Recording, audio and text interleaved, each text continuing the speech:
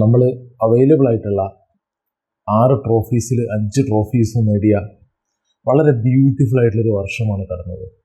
ആ വർഷത്തിന് വളരെ ഡിഫിറ്റിംഗ് ആയിട്ടുള്ള, അതിന് യോജിച്ച ഒരു കൺക്ലൂഷൻ തന്നെയാണ് ഇന്നലെ ഉണ്ടായത്. സെവിയയ്ക്കെതിരെ ഒരു 4-2 മനോഹരമായൊരു വിക്ടറി റയൽ മാഡ്രിഡ് നേടുകയുണ്ടായി. അതിൽ തന്നെ ഇമ്പോർട്ടൻ്റായി പറയേണ്ടത് ആ മാച്ചിൻ്റെ ഫസ്റ്റ് നടന്ന ആ ഒരു ജീസസ് നവാസിന് കൊടുത്ത ട്രൈബ്യൂട്ട്. റയൽ മാഡ്രിഡ് എന്തുകൊണ്ടാണ് ഒരു ക്ലാസി ക്ലബ്ബാവുന്നതെന്ന് തെളിയിച്ചൊരു ട്രൈബ്യൂട്ടായിരുന്നു. മത്സരശേഷം നവാസ് പറയുകയുണ്ടായി, ഞാനൊരു റൈവലിൻ്റെ കയ്യിൽ നിന്ന് ഇത്ര മനോഹരമായ ഒരു റിസപ്ഷൻ കിട്ടും എന്ന് പ്രതീക്ഷിച്ചില്ല എന്ന്. സോ വളരെ മനോഹരമായ ഒരു സ്പാനിഷ് ലെജൻഡിന്, ഒരു വേൾഡ് കപ്പ് വിന്നറിന് വളരെ മനോഹരമായ ഒരു ട്രൈബ്യൂട്ട് റയൽ മാഡ്രിഡ് കൊടുത്തു. അത് സത്യം പറഞ്ഞ ഒരു ഫുട്ബോൾ ഫാൻ എന്നുള്ള രീതിയിൽ വളരെ സന്തോഷം ഉണ്ടാക്കിയ ഒരു ട്രൈബ്യൂട്ടാണ്. നമുക്കറിയാം സെവിയ ഒരുപാട് റെസ്പെക്ട് ചെയ്യുന്ന ഒരു ക്ലബ്ബാണ്. സർജിയോ റാമോസിൻ്റെ ഒക്കെ അദ്ദേഹമൊക്കെ കളിച്ചു വളർന്ന ഒരു ക്ലബ്ബാണ്. ഞാൻ മുമ്പും പറഞ്ഞിട്ടുണ്ടെന്ന് തോന്നുന്നു, ഞാൻ കഴിഞ്ഞ സീസണിൽ സെവിയയുടെ ഒരു ടോപ്പ് ഫാൻ എന്നിട്ട് അവരുടെ ഫേസ്ബുക്ക് പേജിലൊക്കെ എൻ്റെ പേര് അത് കമൻറ്റ് ചെയ്യുന്ന സമയത്തൊക്കെ ആ ഒരു ബാഡ്ജ് വന്നിട്ടുണ്ട്. സോ ബേസിക്കലി ഇവർ റാമോസിന് എന്തെങ്കിലുമൊക്കെ പോസ്റ്റ് ഉണ്ട്, അപ്പോൾ ഞാൻ പോയി കമൻറ്റ് ചെയ്യും. അങ്ങനെ നമുക്കുള്ള റയൽ മാഡ്രിഡ് ഫാൻസ് വളരെയേറെ റെസ്പെക്ട് ചെയ്യുന്ന ഒരു ക്ലബ്ബാണ്. ഇനി നമ്മൾ ഈ മാച്ചിനെ പറ്റി പറയുകയാണെങ്കിൽ, മാച്ചിൽ ഇന്നലെ റിട്ടേൺ ഓഫ് ദ കിങ് എന്നൊക്കെ പറയില്ലേ, കിലിയൻ എംബാപ്പയുടെ തിരിച്ചുവരവാണ് നമ്മൾ ഇന്നലെ കണ്ടത്. ആ ഒരു എംബാപ്പെ തൻ്റെ ഗ്ലോറി ഡേയ്സിലേക്ക്, തൻ്റെ പീക്ക് ഡേയ്സിലേക്ക് തിരിച്ചു വരുന്നതാണ് നമ്മൾ കണ്ടത്. മാച്ചിന് മുമ്പുള്ള പ്രസ് കോൺഫറൻസിൽ കാർലോ ആഞ്ചലോട്ടി പറഞ്ഞൊരു സ്റ്റേറ്റ്മെൻ്റ് ഉണ്ട്, കിലിയൻ എംബാപ്പയുടെ അഡാപ്റ്റേഷൻ ഡേയ്സ് ആർ ഓവർ എന്നുള്ളത്. മാച്ചിന് ശേഷം ആഞ്ചലോട്ടി പറഞ്ഞു, ഞാൻ പറഞ്ഞില്ലേ നിങ്ങളോട് എംബാപ്പയുടെ അഡാപ്റ്റേഷൻ ഡേയ്സ് ഓവറാണ് എന്നുള്ളത്. ആഞ്ചലോട്ടി വീണ്ടും ചോദിക്കുക. അത്ര മനോഹരമായൊരു പെർഫോമൻസാണ് കിലിയൻ എംബാപ്പയുടെ ഭാഗത്തുനിന്നുണ്ടായത്. അദ്ദേഹം മൈതാനത്തിൻ്റെ സെൻറ്ററിൽ വളരെ നല്ല രീതിയിൽ ഓപ്പറേറ്റ് ചെയ്യുന്നുണ്ടായി. മാച്ചിൽ ആദ്യത്തെ ഗോൾ സ്കോർ ചെയ്തത് എംബാപ്പയായിരുന്നു.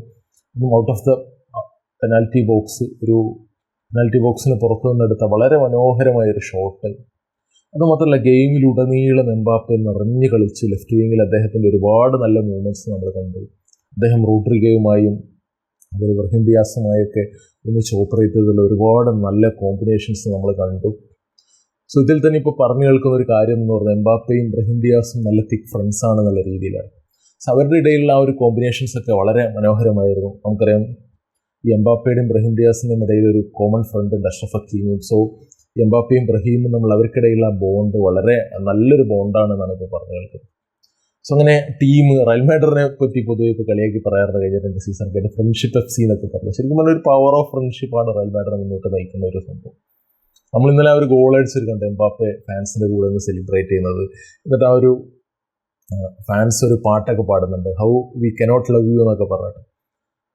സോ അതുപോലെ എംബാപ്പെ ആഞ്ചലോട്ടിയോടൊപ്പം നിന്ന് സെലിബ്രേറ്റ് ചെയ്യുന്നത് ആ ഒരു റയൽ മാഡ്രിഡിൻ്റെ ആ ഒരു എന്താ പറയുക, ഒരു വാല്യൂസും കണക്ഷനൊക്കെ ഡിസ്പ്ലേ ആയ ഒരു ഇതായിരുന്നു. അതുപോലെ എംബാപ്പയുടെ നിരവധി മൊമെൻറ്റ്സ്, ആ ഒരു ബ്രഹീം ഡിയാസിൻ്റെ ഗോളിലുള്ള എംബാപ്പയുടെ അസിസ്റ്റ്, അതൊക്കെ വളരെ ബ്യൂട്ടിഫുൾ ആയിട്ടുള്ള ഒരുപാട് എംബാപ്പെ മൊമെൻറ്റ്സ് നിറഞ്ഞൊരു മാച്ചായിരുന്നു. നമുക്ക് അല്ലേ, form is temporary but class is permanent എന്നൊക്കെ പറയാം. ആ എംബാപ്പയുടെ തിരിച്ചുവരവ് ഞാൻ ഈ സീസൺ ആദ്യം തന്നെ പറഞ്ഞിട്ടുണ്ടായിരുന്നു, ഈ റയൽ മാഡ്രിഡിൻ്റെ ഫ്രണ്ട് 3 ക്ലിക്കായി കഴിഞ്ഞാൽ അതൊരു കിട്ടാത്ത ഒരു ഫ്രണ്ട് 3 ആയിരുന്നു. നമ്മൾ കണ്ടു, നല്ല റോഡ്രിഗോ ഗോൾ സ്കോർ ചെയ്തു, ബ്രഹീം ഡിയാസ് ഗോൾ സ്കോർ ചെയ്തു, കിലിയൻ എംബാപ്പയുടെ ഒരു തിരിച്ചുവരവുണ്ടായി. ഈ ഒരു റയൽ മാഡ്രിഡിൻ്റെ, ഞാൻ സീസണിൻ്റെ ആദ്യം ആകാശ് ബ്രോയുമായി നടത്തിയ ഒരു ഡിസ്കഷനിൽ ഞാൻ പറഞ്ഞൊരു കാര്യമാണ്, ബാർസ ആർ പീക്കിംഗ് ഏർലി. അത് ബാർസ ഭയങ്കര ഏർലി സ്റ്റേജിൽ വല്ലാത്തൊരു പെർഫോമൻസ് എടുക്കുകയാണ്. ഇത് എത്രത്തോളം സസ്റ്റൈനബിൾ ആണ് എന്നറിയില്ല. അതുപോലെ രണ്ടാമത്തെ ഒരു പോയിന്റ് ഞാൻ പറഞ്ഞത്, ഈ റയൽ മാഡ്രിഡിൻ്റെ ഫ്രണ്ട് 3യുടെ പൊട്ടൻഷ്യലിനെ പറ്റി. സോ അത് ഒരു റിയാലിറ്റി ആയിരിക്കാൻ വളരെ സന്തോഷമുണ്ട്. പിന്നെ എടുത്തു പറയേണ്ട ഒരു മനുഷ്യൻ Fede Valverde. What A goal! Real Madrid നമുക്കറിയാം സെറ്റ് പീസുകളിൽ സ്ട്രഗിൾ ചെയ്യുന്നുണ്ട് ഈ സീസണിൽ. ഡാനി കർവഹാളില്ല ഒന്നാമത്. പിന്നെയെന്ന് വെച്ച് കഴിഞ്ഞാൽ ആ ഒരു ഫ്രണ്ട് 3യിൽ നമുക്ക് ജോസെലുവിനെ പോലുള്ള ഒരു സ്ട്രൈക്കർ ഇല്ല. അപ്പോൾ റയൽ മാഡ്രിഡ് ഡെവലപ്പ് ചെയ്തൊരു സെറ്റ് പീസ് റൂട്ടീൻ എന്ന് പറയുന്നത് കോർണറുകളിൽ നിന്ന് ബോൾ വാൽവർഡേക്ക് കൊടുത്തിട്ട് ആ ഒരു ഉറുഗ്വേയൻ ലോങ് റേഞ്ചറുകൾക്ക് വേണ്ടി വെയിറ്റ് ചെയ്യുക എന്നുള്ളതാണ്. അപ്പോൾ വാൽവർഡെ ആ ഒരു, നമുക്ക് വാൽവർഡയുടെ ഒരു ഷോട്ട് ഒരു ആക്സിഡൻ്റ് ഷോട്ടായിട്ട് തോന്നാമെങ്കിലും വാൽവർഡെ ആ ഒരു ഗോൾ അടിച്ചതിന് ശേഷം ഫ്രാൻസിസ്കോ മൗറിയെ പോയിട്ട് ഹഗ് ചെയ്യുന്ന റയൽ മാഡ്രിഡിൻ്റെ അസിസ്റ്റൻറ്റ് കോച്ചും സെറ്റ് പീസ് കോച്ചുമാണ് ഫ്രാൻസിസ്കോ മൗറി. സോ വാൽവർഡെ പോയിട്ട് ഫ്രാൻസിസ്കോ മൗറിയോടൊപ്പം നിന്ന് സെലിബ്രേറ്റ് ചെയ്യുന്ന നമ്മൾ കണ്ടിട്ടുണ്ടായിരുന്നു. അപ്പോൾ ആ ഒരു ഫ്രാൻസിസ്കോ മൗറിയാണ് എല്ലാവരും വാൽവർഡയുടെ ഒരു ട്രാൻസ്ഫോർമേഷൻ്റെ പിന്നിൽ കാണുന്നത്. ഈ ഒരു സീസണിൽ നമുക്കറിയാം 6 ഗോളുകൾ ഇതുവരെ ഫെഡെ നേടുകയുണ്ടായി. അതിൽ 5 പെനാൽറ്റി ബോക്സിന് പുറത്തുനിന്നുള്ള ഷോട്ടുകളാണ്. സോ അങ്ങനെ യൂറോപ്പിൽ ഈ സീസണിൽ ഏറ്റവും മോസ്റ്റ് ഇൻക്രെഡിബിൾ ആ ഒരു ഷോട്ട് ഗോൾ റേഷ്യോ ഒക്കെ മെയിൻറ്റെയിൻ ചെയ്യുന്ന, ആ ഒരു out side of the penalty ബോക്സിൽ ഗോൾസ് സ്കോർ ചെയ്യുന്ന പ്ലെയർ ഫെഡെ വാൽവർഡെയാണ്. സോ അതിൽ തീർച്ചയായും നമ്മൾ ഫ്രാൻസിസ്കോ മൗറിക്കൊരു ക്രെഡിറ്റ് കൊടുത്തേ പറ്റുള്ളൂ. സോ ഇനി ഫെഡെ എൽ ഹാൽക്കൺ ഇമ്പ്രൂവ് ചെയ്യുന്നതിൽ എനിക്ക് വളരെ സന്തോഷമുണ്ട്. ഇത് ഞാൻ നിരന്തരം പറഞ്ഞുകൊണ്ടിരിക്കുന്ന ഒരു സംഭവമാണ്. അതായത് ഫെഡെ വാൽവർഡേക്ക് നിങ്ങൾ ഓവർലി ഡിഫൻസീവ് ഡ്യൂട്ടീസ് കൊടുക്കാതെ, അദ്ദേഹം എന്താ പറയുക, ഒരു ഈഗിൾ പോലെയാണ്, അദ്ദേഹത്തിനെ അങ്ങ് അഴിച്ചുവിടുന്നത്. അദ്ദേഹത്തിന് ഇങ്ങനെ പിടിച്ചു കെട്ടിയിട്ട് ഡിഫൻസീവ് ഡ്യൂട്ടീസിൽ തളച്ചിട്ട് കഴിഞ്ഞാൽ അദ്ദേഹത്തിൻ്റെ പ്രോപ്പർ പെർഫോമൻസ് നമുക്ക് കാണാൻ വേണ്ടി പറ്റുകയില്ല. ഇപ്പം ഇന്നലെ ഞാൻ മിനിയാന്ന് ഒരു അത്ലറ്റിക്കോ ബാഴ്സ ഗെയിം കണ്ട സമയത്ത് അതിലെ കമൻറ്റേറ്റേഴ്സ് നിരന്തരം ആവർത്തിച്ചുകൊണ്ടിരുന്ന ഒരു കാര്യമുണ്ട് കോണർ ഗാലഗറിനെ പറ്റിയിട്ട്. അത് ഗാലഗർ ഡിഫൻസീവ്ലി ഒരുപാട് ഔട്ട്പുട്ട് എടുത്തിട്ട് ആ ലെഫ്റ്റ് സൈഡൊക്കെ കവർ ചെയ്യുമ്പോൾ എന്താ സംഭവിക്കുന്നതെന്ന് പറഞ്ഞാൽ, ബോൾ കിട്ടുന്ന സമയത്ത് അത് ഓപ്പറേറ്റ് ചെയ്യാനുള്ള ഓൺ ദ ബോൾ എബിലിറ്റി പലപ്പോഴും ഗാലഗർ നഷ്ടപ്പെടുന്നു എന്നുള്ളതാണ്. അതായത് ഇത്രയധികം of the ball work rate എടുക്കുമ്പോൾ ആ ഒരു പ്ലെയറിൻ്റെ എനർജി ലോസ് ആവുകയാണ്, അദ്ദേഹത്തിൻ്റെ പാസിംഗ് റേഞ്ചും മറ്റു കാര്യങ്ങളൊക്കെ നഷ്ടപ്പെടുന്നു എന്നുള്ളത്. ഇത് തന്നെയാണ് എനിക്ക് വാൽവർഡേനെ പറ്റിയും തോന്നിയിട്ടുള്ളത്. എനിക്ക് തോന്നുന്നു നമ്മൾ കുറച്ചുകൂടി വാൽവർഡേനെ ഫ്രീ ആയിട്ട് വിടുന്നത്. കാരണം വാൽവർഡെ വേൾഡ് ഫുട്ബോളിലെ ഏറ്റവും വലിയൊരു ത്രെട്ടാണ് വാൽവർഡെ ബോൾ ക്യാരി ചെയ്യുന്ന സമയത്ത്, വാൽവർഡെ ഷോട്ട് എടുക്കുന്ന സമയത്ത്. സോ വാൽവർഡേക്ക് അതിനുള്ള ഒരു സ്പേസ് നമ്മൾ ഉണ്ടാക്കി കൊടുക്കണം എന്നുള്ളതാണ് നമ്മൾ ചെയ്യേണ്ട ഒരു മെയിൻ കാര്യം. പിന്നെ നമ്മൾ മാച്ചിനെ പറ്റി പറയുകയാണെന്നുണ്ടെങ്കിൽ എംബാപ്പെ, അതുപോലെ എംബാപ്പയുടെ ഒരു സ്റ്റാറ്റിസ്റ്റിക്സ് പറയുകയാണെങ്കിൽ ഇപ്പോൾ 4 കളികളെ അടുപ്പിച്ച് എംബാപ്പെ ഗോൾ സ്കോർ ചെയ്തു. സോ അത് വളരെ പോസിറ്റീവായിട്ടുള്ള ഒരു കാര്യമാണ്. പക്ഷെ അപ്പോഴും ഒരു നെഗറ്റീവ് അവിടെ ഉണ്ട്. റയൽ മാഡറിൻ്റെ ഡിഫൻസ് ഭയങ്കര വൾണറബിളാണ്. എത്ര ഈസി ആയിട്ടാണ് സെവിയ ഫസ്റ്റ് ഗോൾ സ്കോർ ചെയ്തത്.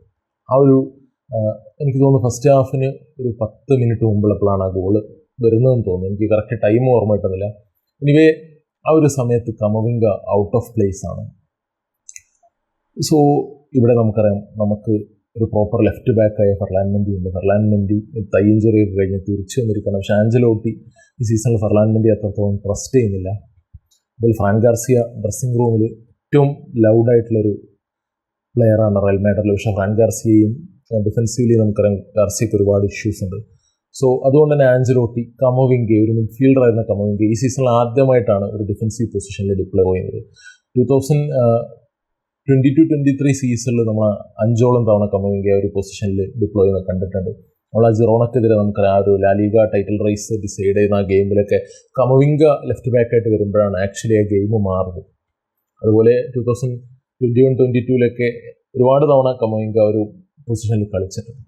പക്ഷെ ഇവിടെ സംഭവിച്ചെന്താണ്, ഫെർലാൻ മെൻഡി, നമ്മൾ എത്രയൊക്കെ തന്നെ ഫെർലാൻ മെൻഡിയെ കുറ്റം പറഞ്ഞാലും ഫെർലാൻ മെൻഡി ഇന്നലെ അവിടെ ഉണ്ടായിരുന്നു എന്നുണ്ടെങ്കിൽ, ആ ഒരു പൊസിഷനിൽ ഉണ്ടായിരുന്നു എന്നുണ്ടെങ്കിൽ എനിക്ക് തോന്നുന്നില്ല ആ ഒരു ഗോള് വരുന്നു. അപ്പോൾ ആ കമവിംഗയുടെ ഒരു lack of defensive awareness, especially ആ ഒരു ലെഫ്റ്റ് ബാക്ക് പൊസിഷനിൽ കളിക്കുന്ന സമയത്ത് അത് ആ ഒരു മൊമെൻറ്റിൽ എഫക്റ്റ് ചെയ്തു. ഇന്ന് മാത്രമല്ല, ചുവമേനി ഇതുപോലെ സെൻറ്റർ ബാക്കായി കളിക്കുന്നുണ്ട്. പക്ഷെ അപ്പോഴും ചുവമേനി ഒരു പ്രോപ്പർ സെൻറ്റർ ബാക്ക് അല്ല, അദ്ദേഹത്തിന് ഡിഫൻസീവ് അവെയർനെസ് കുറവാണ്. നമുക്ക് ആ ഒരു ഫസ്റ്റ് ഗോളിൽ അത് വളരെ വിസിബിളായിരുന്നു. ശരിക്കും പറഞ്ഞാൽ ആ ഒരു ഡോഡി ലുക്കി ബാക്ക് ചെയ്യാമെന്നാണെന്ന് തോന്നുന്നു. ആ ഒരു റൈറ്റ് വിംഗറുടെ ക്രോസ് വരുന്ന സമയത്ത് ആ ഒരു സെവിയ പ്ലെയർ അവിടെ ജമ്പ് ചെയ്യുന്ന സമയത്ത് ശരിക്കും പറഞ്ഞ ഒരു കാഴ്ചക്കാരനെ പോലെ നോക്കി നിൽക്കുകയാണ് ചുവമേനി ചെയ്തത്. അവിടെ ചുവമേനിക്കൊന്നും ചെയ്യാൻ വേണ്ടി പറ്റിയില്ല. സോ നമ്മുടെ ഒരു മെയിൻ വീക്ക്നെസ് ആയിട്ട് നമ്മുടെ ഈ ഒരു എന്താ പറയുക, ഏരിയൽ എബിലിറ്റി ഇല്ല, ബോക്സിലേക്ക് വരുന്ന ക്രോസുകൾ ഡീൽ ചെയ്യാൻ പറ്റുന്നില്ല എന്നുള്ളത് മാറുകയാണ്. അതുപോലെ സെക്കൻഡ് ഗോളിൽ നമ്മൾ കണ്ടു, ഇതുപോലെ റൗളസെൻസിയോ ആണ് അപ്പോൾ പിച്ചിലുണ്ടായത്. റൗളസെൻസിയോടും ചുവമേനിയുടെയും ഇടയിൽ ഒരു ഹ്യൂജ് ഗ്യാപ്പ് ഉണ്ടായിരുന്നു. ആ ഒരു ഗ്യാപ്പ് എക്സ്പ്ലോയിറ്റ് ചെയ്തുകൊണ്ടാണ് ഡോഡി ലുക്കി ബാക്കിയോ സെവിയയുടെ സെക്കൻഡ് ഗോൾ സ്കോർ ചെയ്തത്. സോ ഒരു ഡിഫൻസീവ് ഇഷ്യൂ ആഞ്ചലോട്ടി നിരന്തരം റിപ്പീറ്റ് ചെയ്തുകൊണ്ടിരിക്കുന്നതാണ്, Real Madrid needs to be more compact എന്നുള്ളത്. റയൽ മാഡ്രിഡിൻ്റെ മിഡ്ഫീൽഡ് ഭയങ്കര ഓപ്പൺ ആണ്. അതുപോലെ പലപ്പോഴും ഈ ഒരു റൈറ്റ് ബാക്കിൻ്റെയും റൈറ്റ് സെൻറ്റർ ബാക്കിൻ്റെയും ഇടയിൽ ഒരുപാട് ഹ്യൂജ് സ്പേസസ് ഓപ്പൺ അപ്പ് ആവുന്നുണ്ട്. ഇത് ഒപ്പോസിഷൻ ടീമിന് വളരെ ഈസി ആയിട്ട്, ഇത് ശരിക്കും ഭയങ്കര കൺസേണിങ് ആണ്. അതായത് എത്ര ഈസി ആയിട്ടാണ് സെവിയ ഇന്നലെ 2 ഗോൾ സ്കോർ ചെയ്തത്. ആ സെവിയയുടെ സ്ഥാനത്ത് ഒരു ടോപ്പ് ടീമായിരുന്നു എന്നുണ്ടെങ്കിൽ അവിടെ എത്ര ഗോൾ ഇന്നലെ വന്നിട്ടുണ്ടാകും എന്നുള്ളത് വളരെ കൺസേണിങ് ആയിട്ടുള്ളൊരു സംഭവമാണ്. എസ്പെഷ്യലി അവിടെ അർദാ ഗുലേറിനെ പറ്റി പറയേണ്ട ഒരു കാര്യം, അർദാ ഗുലേർ പലപ്പോഴും അതായത് ഒരു കാഴ്ചക്കാരനെ പോലെ ഇരുന്നിട്ട് നമ്മൾ ബോൾ വാച്ചിങ് എന്നൊക്കെ പറയൂലേ, അങ്ങനെ നോക്കി നിൽക്കുന്നതാണ് കാണുന്നത്. ഗുലിയറിന് പലപ്പോഴും മത്സരത്തിൽ ഡിഫൻസീവ് ഔട്ട്പുട്ട് കൊടുക്കാൻ വേണ്ടി പറ്റുന്നില്ല. ഞാൻ ആഞ്ചലോട്ടി ഒരുപാട് ക്രിട്ടിസൈസ് ചെയ്തിട്ടുള്ള ഒരാളാണ് അർദാ ഗുലിയറിന് മിനിറ്റ്സ് കൊടുക്കാത്ത ഇതിൻ്റെ പേരിൽ. പക്ഷെ ഇപ്പോൾ ആഞ്ചലോട്ടിയുടെ ഒരു തോട്ട് പ്രോസസ്സ് എനിക്ക് മനസ്സിലാക്കാൻ വേണ്ടി പറ്റുന്നുണ്ട്. കാരണം അർദാ ഗുലിയറിനെ റൈറ്റ് വിങ്ങിൽ കളിപ്പിച്ചാലുള്ള പ്രോബ്ലം എന്താണെന്ന് വെച്ച് കഴിഞ്ഞാൽ, അവിടെ നമുക്കറിയാം റോഡ്രിഗോ ഗോസ് ഒരു മച്ച് സുപ്പീരിയർ പ്ലെയറാണ്. അദ്ദേഹത്തിന് വേണമെങ്കിൽ ആ ഒരു കട്ടിങ് സൈഡ് ചെയ്തിട്ട് ഒരു നമ്പർ 10 പോലെ ഓപ്പറേറ്റ് ചെയ്യാൻ വേണ്ടി പറ്റും, നല്ല രീതിയിൽ പ്രസ് ചെയ്യാൻ വേണ്ടി പറ്റും, ഡിഫൻസീവ് കോൺട്രിബ്യൂഷൻസ് റോഡ്രിഗോയുടെ ഭാഗത്തു നിന്നുണ്ട്, ഷോട്ട് എടുക്കാൻ നല്ല ഗോൾ സ്കോറിങ് എബിലിറ്റി ഉണ്ട്. ഇനി വീണ്ടും നമ്മൾ ബ്രഹീം ഡിയാസിൻ്റെ കേസ് എടുക്കുകയാണെങ്കിൽ, ഡിയാസും നല്ല രീതിയിൽ ഡിഫൻസീവ്ലി ട്രാക്ക് ബാക്ക് ചെയ്യുന്ന ഒരു പ്ലെയറാണ്. അദ്ദേഹം ടൈറ്റ് സ്പേസസിൽ കുറച്ചുകൂടി ബെറ്റർ ആയിട്ടുള്ള ഒരു പ്ലെയറാണ്. ബോത്ത് ഫീറ്റ് ഓപ്പറേറ്റ് ചെയ്യാൻ വേണ്ടി പറ്റുന്ന ഒരു പ്ലെയറാണ്. സോ ഇവരെല്ലാവരും തന്നെ അർദാ ഗുലിയറിനെക്കാളും ബെറ്ററാണ്. ഇനി നമ്മൾ അർദാ ഗുലിയറിനെ കളിപ്പിക്കാവുന്ന മറ്റൊരു പൊസിഷൻ എന്ന് പറഞ്ഞാൽ ഒരു സെൻട്രൽ മിഡ്ഫീൽഡറാണ്. ആ സെൻട്രൽ മിഡ്ഫീൽഡിൽ കളിപ്പിച്ചാലുള്ള പ്രശ്നം എന്ന് പറഞ്ഞാൽ അവിടെയുള്ള പ്ലെയേഴ്സ്, ഫെഡെ ആയിക്കോട്ടെ, ഡാനി സെബായോസ് ആയിക്കോട്ടെ, ഇനി നമ്മൾ എന്താ പറയുക യുവൻ ചുവമേനി ആയിക്കോട്ടെ, കമവിംഗ ആയിക്കോട്ടെ, ഇവരൊക്കെ തന്നെ അത്യാവശ്യം പ്രസ് റെസിസ്റ്റൻറ്റുമാണ്. ഇവരൊക്കെ തന്നെ അർദാ ഗുലിയറിനെക്കാളും നല്ല രീതിയിൽ ഡിഫൻസീവ് കവറേജ് കൊടുക്കുന്ന പ്ലെയേഴ്സാണ്. ഗുലിയർ നല്ല രീതിയിൽ ഗുലിയറിന് എന്താ പറയുക പ്രസ് റെസിസ്റ്റൻ്റ് ആണ്, ബോൾ ഷീൽഡിങ് എബിലിറ്റി ഒക്കെ ഉണ്ടെങ്കിലും പോലും അദ്ദേഹത്തിൻ്റെ ആ ഒരു ലാക്ക് ഓഫ് ഫിസിക്കാലിറ്റി പലപ്പോഴും ഒപ്പോണൻസ് അദ്ദേഹത്തിൻ്റെ കയ്യിൽ നിന്ന് ബോൾ എടുത്ത് പോകുന്നതിന് കാരണമാണ്. മാത്രമല്ല അദ്ദേഹത്തിന് ഡിഫൻസീവ്ലി ഒന്നും കോൺട്രിബ്യൂട്ട് ചെയ്യാൻ വേണ്ടി പറ്റത്തില്ല. പക്ഷെ എനിക്ക് തോന്നുന്നുള്ളൊരു സംഭവം എന്ന് പറഞ്ഞാൽ ആ ഒരു ഹാൻസി ഫ്ലിക്ക് പെഡ്രിയുടെ കേസിൽ ചെയ്ത പോലത്തെ ഒരു സിസ്റ്റം നമ്മൾ ഗുലിയറിന് അത്തരമൊരു ചാൻസ് കൊടുക്കണം എന്നുള്ളതാണ്. ഹാൻസി ഫ്ലിക്ക് ഗാവിയെ ആ ഒരു മിഡ്ഫീൽഡിൻ്റെ ഫ്രണ്ടിൽ നിർത്തിയിട്ട്, കാരണം ഗാവി നമുക്കറിയാം കുറച്ചുകൂടി ഫിസിക്കാലിറ്റി ഉള്ള പ്ലെയറാണ്, കുറച്ചുകൂടി നന്നായി പ്രസ് ചെയ്യുന്ന പ്ലെയറാണ്, എന്നിട്ട് മാർക്കസാഡോയുടെ കൂടെ ഒരു ഡീപ്പർ റോളിൽ പെഡ്രീനെ കളിപ്പിക്കുകയാണ് ഉള്ളത്. അപ്പോൾ പെഡ്രി ഭയങ്കരമായിട്ട് ഷൈൻ ചെയ്യുന്നുണ്ട്. കഴിഞ്ഞ 2 മാച്ചിലൊക്കെ എന്താ പറയുക മിറാക്കുലസ് പെർഫോമൻസ് ആണ് പെഡ്രി എടുത്തുകൊണ്ടിരിക്കുന്നത്. ഞാൻ ആ ഒരു ബാഴ്സ അത്ലറ്റിക്കോ മാച്ച് കണ്ടിട്ട് ശരിക്കും ഞെട്ടിപ്പെട്ടോ. Out of the world performance ആണ് ശരിക്കും പെഡ്രിയുടെ ഭാഗത്ത് നിന്നുണ്ടായത്. സോ ആ ഒരു റോള് നമുക്കറിയാം പെഡ്രിയോട് പ്രോബ്ലി ക്ലോസസ്റ്റ് ആയിട്ടുള്ള ഒരു റയൽ മാഡ്രിഡ് പ്ലെയർ അർദാ ഗുലിയറാണ്. അർദാ ഗുലിയറിനെ കുറച്ചുകൂടി നമ്മൾ ഒരു ഫിസിക്കാലിറ്റി അദ്ദേഹത്തിന് ഇമ്പാർട്ട് ചെയ്തിട്ട് ഗുലിയറിനെ ആ ഒരു റോളിൽ എനിക്ക് തോന്നുന്നു നമ്മൾ കുറച്ച് സബ്സ്റ്റിറ്റ്യൂഷൻ മിനിറ്റ്സ് ഗുലിയറിന് കൊടുത്ത് ആ ഒരു പെഡ്രിയുടെ റോളിലേക്ക് എനിക്ക് തോന്നുന്നു അല്ലെ സെബായോസിനൊപ്പോ അല്ലെങ്കിൽ ഈവൺ ഫെഡെ വാൽവർഡയുടെ ഒപ്പമൊക്കെ കളിപ്പിച്ചിട്ട് പതുക്കെ അദ്ദേഹത്തിന് ഒരു ഡിഫൻസീവ് അവയർനെസ് ഒക്കെ ഉണ്ടാക്കിയിട്ട് നമ്മൾ ഈ ക്രൂസിൻ്റെ കേസിൽ ചെയ്ത പോലെ, ഈ ക്രൂസ് ആദ്യകാലത്ത് വന്ന സമയത്ത് അദ്ദേഹത്തിന് ഈ ഒരു റണ്ണേഴ്സിനെ ട്രാക്ക് ചെയ്യാനുള്ള ഭയങ്കര വീക്ക്നെസ് ഉണ്ടായിരുന്നു, അതുപോലെ ഡിഫൻസീവ് വീക്ക്നെസ് ഉണ്ടായിരുന്നു. പക്ഷെ നമുക്കറിയാം ക്രൂസിൻ്റെ ഒരു ഓൺ ദ ബോൾ എബിലിറ്റി, അപ്പോൾ അതേപോലെ സിമിലർ ആയിട്ടുള്ള ഒരു പ്രൊഫൈലാണ് ഗുലിയറിന്. അപ്പോൾ എനിക്ക് തോന്നുന്നു ഗുലിയറിനെ നമുക്ക് റൈറ്റ് വിങ്ങിൽ കളിപ്പിക്കുന്നത് റിസ്ക്കാണ്. കാരണം ഒരു ലെമീൻ യമാലിനെയൊക്കെ പോലെയുള്ള ഒരു ഡിഫൻസീവ് കവറേജ് അർദാ ഗുലിയർ കൊടുക്കത്തില്ല. യമാലൊക്കെ വളരെ നല്ല രീതിയിൽ ട്രാക്ക് ബാക്ക് ചെയ്യുന്നുണ്ട്. മാത്രമല്ല അദ്ദേഹത്തിൻ്റെ പേസ് വളരെ കുറവാണ്, ഫിസിക്കാലിറ്റി കുറവാണ്. അപ്പോൾ ഡിഫൻഡേഴ്സ് പലപ്പോഴും അദ്ദേഹത്തിന് മാൻ ഹാൻഡിൽ ചെയ്യാനുള്ള ഒരു പോസിബിലിറ്റി ഉണ്ട്. എനിക്ക് തോന്നുന്നു ഗുലിയറിനെ നമുക്ക് കുറച്ചുകൂടി എന്താ പറയുക ഒരു സെൻട്രൽ മിഡ്ഫീൽഡിൽ ഇറക്കി കളിപ്പിച്ച് നോക്കുന്നതായിരിക്കും നല്ലതെന്ന് തോന്നുന്നു. ഇപ്പോൾ തീർച്ചയായും ഗുലിയർ ഒരു സ്റ്റാർട്ടർ അല്ല, അദ്ദേഹത്തിന് ഒരുപാട് ഇഷ്യൂസ് ഉണ്ട്. സോ അത്രയുമാണ് എനിക്ക് പറയാനുള്ളത്. ബാഴ്സ അത്ലറ്റിക്കോ മാച്ചിനെ പറ്റി ഒരു വീഡിയോ ചെയ്യണമെന്ന് ആഗ്രഹിക്കുന്നുണ്ട്. സമയം കിട്ടുകയാണെങ്കിൽ നാളെ അത് അപ്ലോഡ് ചെയ്യാം. ഞാൻ വളരെ എൻജോയ് ചെയ്ത് കണ്ടൊരു മാച്ചാണ്. സോ എനിവേ ഇത് കഴിയുമ്പോൾ നമുക്ക് 18 കളിയിൽ നിന്ന് 40 പോയിൻ്റ് ഉണ്ട്, അത്ലറ്റിക്കോക്ക് 41 പോയിൻ്റ് ഉണ്ട്. നമ്മളിപ്പോൾ ബാഴ്സയുടെ മുമ്പിലെത്തിയിട്ടുണ്ട്. ബാഴ്സക്ക് എനിക്ക് തോന്നുന്നു 38 പോയിൻ്റാണുള്ളത്, അത് 19 കളിയിൽ. അപ്പോൾ നമുക്ക് വലിയൊരു അഡ്വാൻറ്റേജ് കിട്ടിയിട്ട് നമ്മൾ ശരിക്കും ലീഗ് ലീഡേഴ്സായ അത്ലറ്റിക്കോന് ജസ്റ്റ് ഒരു പോയിൻ്റ് പിന്നിലാണുള്ളത്. സോ എനിവേ നമുക്ക് ഈ ഒരു പോസിബിലിറ്റി യൂസ് ചെയ്യാൻ വേണ്ടി പറ്റട്ടെ. ജനുവരിയിൽ നല്ല സൈനിങ്സ് വരാൻ വേണ്ടി ആഞ്ചലോട്ടി പുഷ് ചെയ്യുന്നുണ്ട് എന്നുള്ളതാണ് ഇപ്പോൾ ലേറ്റസ്റ്റായി കാണുന്ന ന്യൂസുകളൊക്കെ. പക്ഷെ ബോർഡ് വീണ്ടും സൈനിങ്സ് കൊണ്ടുവരാൻ റെഡിയല്ല, അത്ര ഒരു കീനല്ല എന്നുള്ള രീതിയിലുള്ള ന്യൂസാണ് കേൾക്കുന്നത്. നല്ല കുറച്ച് സൈനിങ്സ് വരട്ടെ, എസ്പെഷ്യലി ആ ഒരു ഡിഫൻസീവ് ഏരിയയിൽ റൈറ്റ് ബാക്ക് പൊസിഷനിൽ.